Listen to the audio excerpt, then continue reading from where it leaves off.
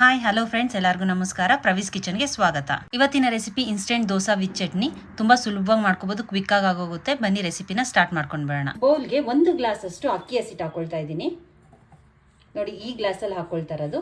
ಗೋಧಿ ಹಿಟ್ಟು ಅರ್ಧ ಕಪ್ಪು, ಸಣ್ಣ ರವೆ ಹಾಕೊಳ್ತಾ ಇದ್ದೀನಿ. 1 ಗ್ಲಾಸ್ ಹಾಕೊಳ್ತಾ ಇದ್ದೀನಿ ರವೆನೂ. ನೋಡಿ, ಒಂದು ಅರ್ಧ ಗ್ಲಾಸ್ ಅಷ್ಟು ನೀರು ಹಾಕೊಳ್ತಾ ಇದ್ದೀನಿ. ಹಾಕೊಂಡು ಕೈಯಲ್ಲೇ ಗಂಟಿಲ್ದಿರಂಗೆ ಕಲಿಸ್ಕೋಬೇಕು. ಮತ್ತೆ ಇನ್ನೂ ಸ್ವಲ್ಪ ನೀರು ಹಾಕ್ಕೊಳ್ಳಿ. ನೋಡಿ, ಗಂಟಿಲ್ದಿರಂಗೆ ನೀಟಾಗಿ ಕಲಿಸ್ಕೊಂಡಿದ್ದಾಗಿದೆ. ಇನ್ನು ಸ್ವಲ್ಪ ನೀರು ಹಾಕ್ಕೊಳ್ಳೋಣ. ಹಾಕ್ಕೊಂಡು ಇನ್ನೊಂದ್ಸಲಿ ನೀಟಾಗಿ ಮಿಕ್ಸ್ ಮಾಡ್ಕೊಳ್ಳಿ. ಸ್ವಲ್ಪ ನೀರು ಜಾಸ್ತಿ ಆದರೂ ಪರವಾಗಿಲ್ಲ, ಅದು ರವೆ ಎಲ್ಲ ನೆಂದ ಮೇಲೆ ಗಟ್ಟಿ ಬರುತ್ತೆ. ನೋಡಿ, ಅದಕ್ಕೆ ಕಲಸಿ ಇಟ್ಕೊಂಡಿದ್ದೀನಿ ನೀರು ಹಾಕಿ. ಇವಾಗ ಇದು ಒಂದು 10 ರಿಂದ 15 ನಿಮಿಷ ಆದರೂ ನೆನಿಬೇಕು. ಆಗ ಸ್ವಲ್ಪ ಗಟ್ಟಿ ಆಗುತ್ತೆ ಹಸಿಟ್ಟು. ಖಾರ ಚಟ್ನಿ ಮಾಡ್ಕೊಳ್ಳೋದಕ್ಕೆ 1 ಕಪ್ಪು ತೆಂಗಿನಕಾಯಿನ ಹಾಕ್ಕೊಳ್ತಾ ಇದ್ದೀನಿ. ಒಂದು ಸ್ವಲ್ಪ ಹುಣಸೆಹಣ್ಣು, 4 ಒಣಮೆಣಸಿನ್ಕಾಯಿ ಮತ್ತು ಒಂದು 5 ರಿಂದ 6 ಬೆಳ್ಳುಳ್ಳಿನ ಬಿಸಿ ಮಾಡಿ ತೊಗೊಂಡಿದ್ದೀನಿ. ಸ್ವಲ್ಪ ಎಣ್ಣೆ ಹಾಕಿ ಹುರ್ಕೊಂಡಿದ್ದೆ. ಸ್ವಲ್ಪ ಉಪ್ಪು, ಸ್ವಲ್ಪ ಹುರ್ಗಡ್ಲೆ, ಒಂದು ಅರ್ಧ ಈರುಳ್ಳಿ ಹಾಕ್ಕೊಳ್ತಾ ಇದ್ದೀನಿ.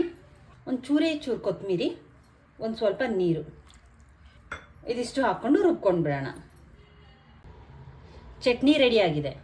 ನೋಡಿ, ಒಂದು 15 ನಿಮಿಷ ಆಗಿದೆ. ನೋಡಿ, ಇಷ್ಟು ಗಟ್ಟಿ ಬಂದಿದೆ. ನೋಡಿ, ರವೆ ಎಲ್ಲ ಚೆನ್ನಾಗಿ ನೆಂದಿದೆ. ಇವಾಗ ಇದಕ್ಕೆ ಸ್ವಲ್ಪ ಉಪ್ಪು ಹಾಕ್ಕೊಳ್ಳೋಣ. ಉಪ್ಪು ಸ್ಟಾರ್ಟಿಂಗ್ ಸ್ವಲ್ಪನೇ ಹಾಕ್ಕೊಳ್ಳಿ. ಕರಿಬೇವು ಸ್ವಲ್ಪ, ಕೊತ್ತಂಬರಿ, ಒಂದು ಈರುಳ್ಳಿನ ಸಣ್ಣದಾಗಿ ಕಟ್ ಮಾಡಿ ತೊಗೊಂಡಿದ್ದೆ, ಅದನ್ನು ಹಾಕ್ಕೊಳ್ತಾ ಇದ್ದೀನಿ. ಇದಿಷ್ಟು ಹಾಕ್ಕೊಂಡು ಚೆನ್ನಾಗಿ ಮಿಕ್ಸ್ ಮಾಡ್ಕೋಬೇಕು.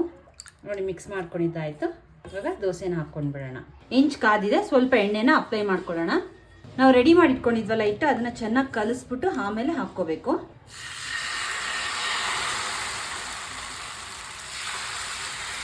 ಸುತ್ತು ಸ್ವಲ್ಪ ಎಣ್ಣೆ ಹಾಕ್ಕೊಳ್ತಾ ಇದ್ದೀನಿ.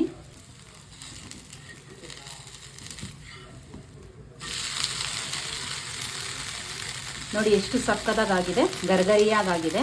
ಇವಾಗ ಇದನ್ನು ಸಪ್ರೇಟಾಗಿ ತೆಗೆದು ಎತ್ತಿಕೊಳ್ಳೋಣ.